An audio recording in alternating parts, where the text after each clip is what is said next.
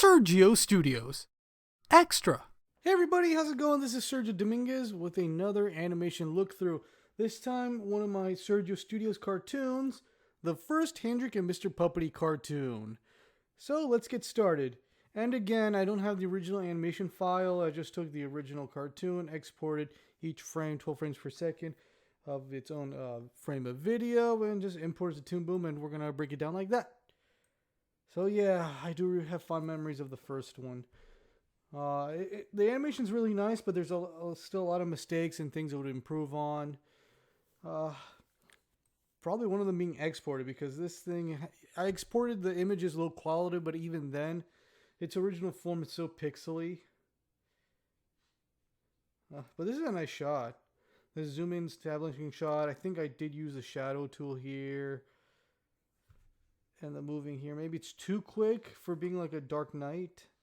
But it's still very nice. There's a couple of animation shots that I'm very surprised that I pulled off back then. This was 2009. I was 18. But I was really learning. But obviously open for more things. But there is a lot of character in these animation poses. Like where you see here, pointing to Mr. Puppety, then pointing example up.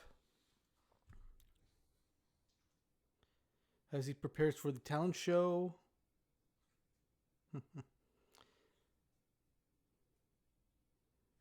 These characters were rigged by me drawing them onto drawing paper, inking it out in marker, then scanning it in and rigging it. So that's why the outline here for Handrek is so thick and Mr. Puppety is so thin and scratchy too.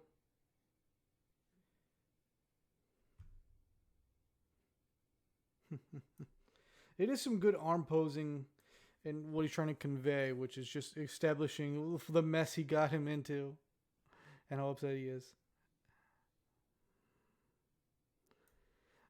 Now I remember this shot I was so impressed that I pulled off, and that is the curtains. Because I had to have these curtains like open and slide open. I was like, how do I do that? So it was obviously just drawing one side of the curtain and rigging it, then copying it, then flipping it, and adding a peg, and obviously sliding both of them. But while I drew another frame of the curtain opening, and then another one right here fully opened.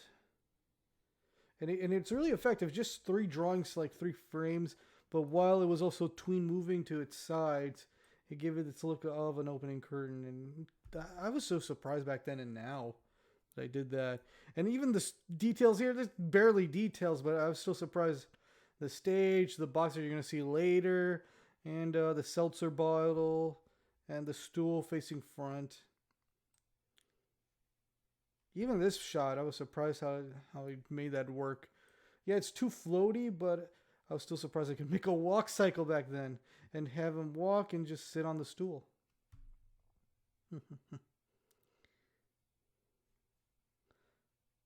You can tell the hand switch, the different size of the outlines of the drawings. That moment is like a callback to episode 6. I'm like, say hi, Mr. P. Hello, kids, Mr. P. That I had to simplify the audience drawing. I didn't want to draw and rig every character at the time. That was a difficult thing to do. I didn't have the best technology, so I think I just did a row of people. But we'll see later in this cartoon.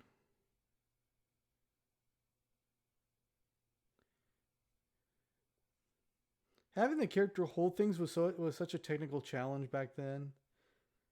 You know, later I found out I do have to create a special like hand, either animate carefully the prop onto the hand, or take that prop drawing, connect it to the drawing of the hand, and have it animate that way. It always depends. But this one I did have to rig the glass of water, but it came out really effective. Here's the first mistake. These noticeable pixels. Anyway, yeah, when it starts moving like that, you can see a little bit of the character disconnecting here and here. We'll see more of that, but yeah, it is interesting. Later on, I would try to draw a shade behind that, so when it turns, Doesn't look that far connected. You see another example of that.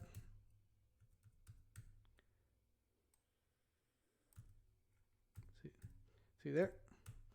Now this shot right here, I want it to look like water, and I didn't want it to be solid blue. It had to be transparent blue for it to be water spitting out, even though this is solid blue, but I want it to be transparent blue. So I think,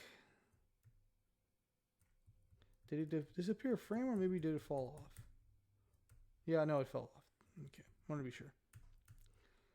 It's been a while, folks.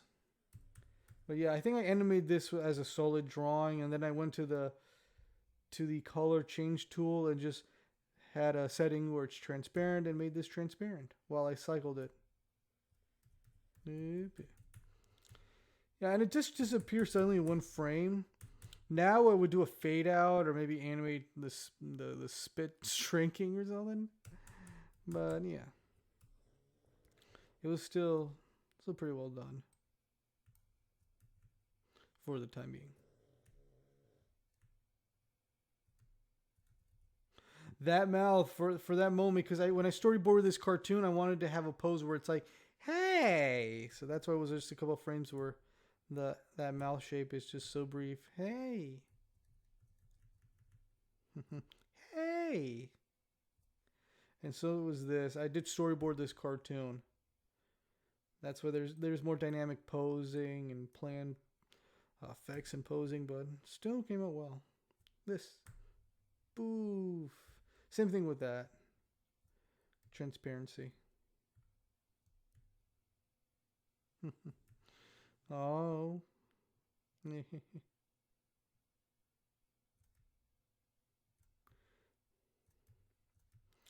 Yeah, I was surprised also moving these characters in the boxes around into the prop box. Oh man, very nice. Here's another example. Yeah, the torso out of here. There should be like a pelvic drawing or something to have it connect more and doesn't look so loosely connected. But same thing with here. I've talked about this before. It's clipping. This thing is sticking out. So mistakes like that. But I didn't understand that kind of detail or cared, and the technology wasn't there for me. So later on, I would realize it. But here we are with these kinds of mistakes, which is not that big of a deal. You can still convey what the cartoon is doing.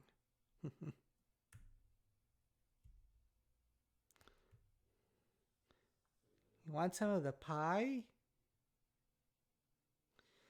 Yeah, there's a part where it gets pie on the face. I think I drew a separate drawing of the pie mush going to Handrek's face. But we'll get to it soon. Also, the part where I had to make it, stop here to strike like a classic cartoon, but when it gets to here, Mr. Puppy throws it to the face, which, boom, that was like a frame pop. Boom. Yeah, its own thing.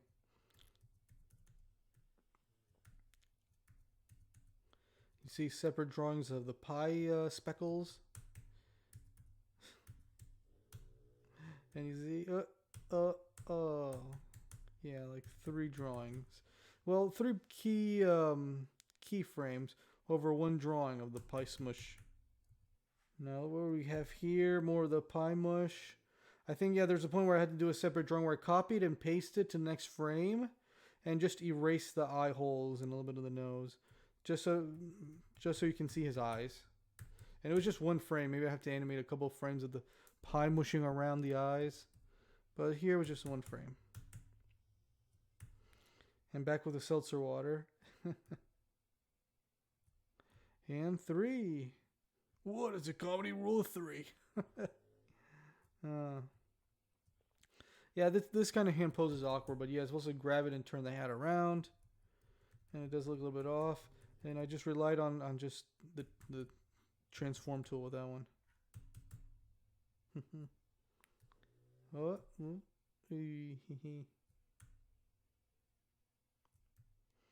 yeah, it just popped out of there like boop, boop, boop. Yeah, I think I did go to the perspective tool and move this a little bit to have that possible. Either that or move the box back. I think I was learning also about the perspective tool in Toon Boom of putting something back and forward. Huh? That mallet though.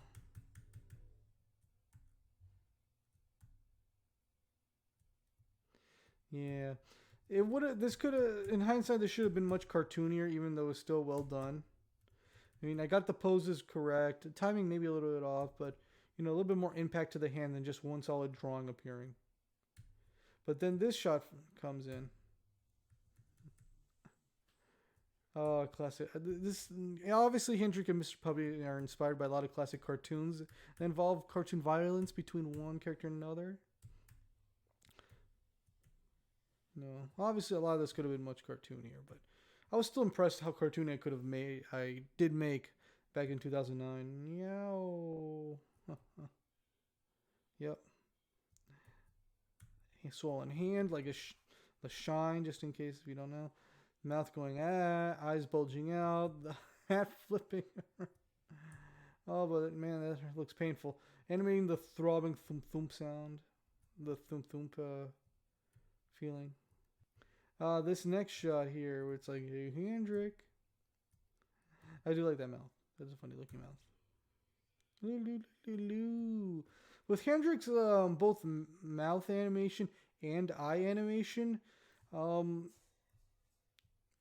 I just drew different heads for the character, but since his eyes were going to move around a lot, I also had to animate the eyes too, mouth animate the eyes, where Toon Boom would have to, or I have to program Toon Boom to animate the lip sync of the head, which is also the mouth, and the eyes.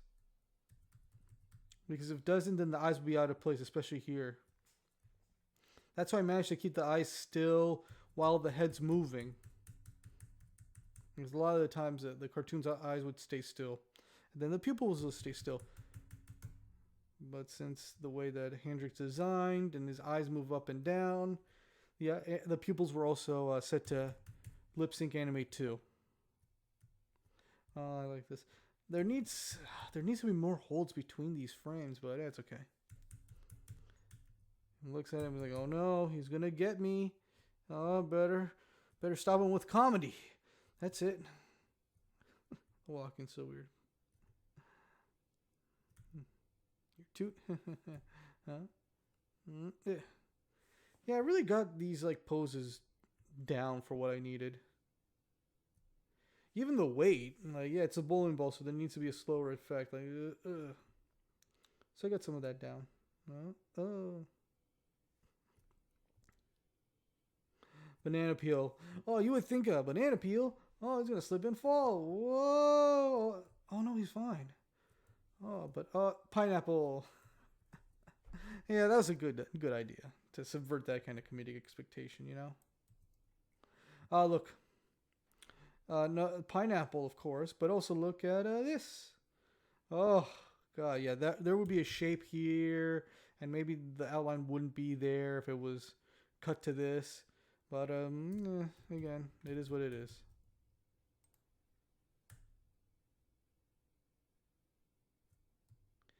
Yeah, you can see...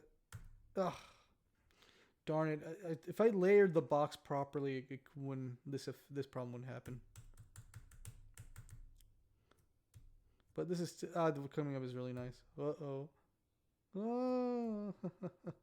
that one was good. I'm surprised this was all rigged, not hand drawn. Just a couple of the shapes simply drawn and me drawing the swirl, copying, pasting, and setting it up like this. But it came out really good. Yeah, I'm surprised that it came out that well.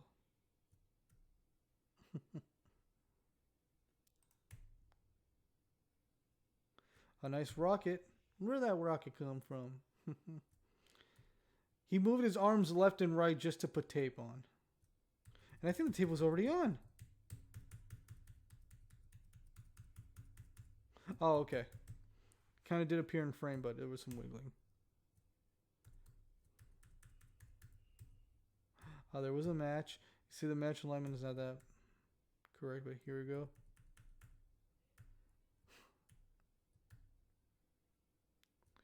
This animated shot surprised me too how well done it is. He has to escape through the tape, walk, and by walk I mean waddle because he has no legs.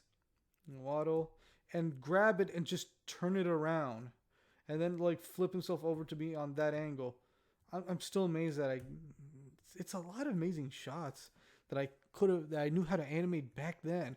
I was only 2 years into Toon Boom or so, and like over a year or so into the show. But everything came out like exactly what I wanted. Small details be darned. Let me go back. This part, I was like, I need to be over the audience. How do I do that? Just get the same audience and just put them in that angle upside down and just connect it to the stage. And somehow it worked. It worked really well with its simplicity. This too, the fireworks. I had to do it off camera. I wanted to do it off camera just because I didn't want to torture Handrek or animate Handrek getting exploded. I think their reaction off camera and these effects that you expect from fireworks, like the flash light and right there, that was good. And just drawings of explosions. It worked effectively.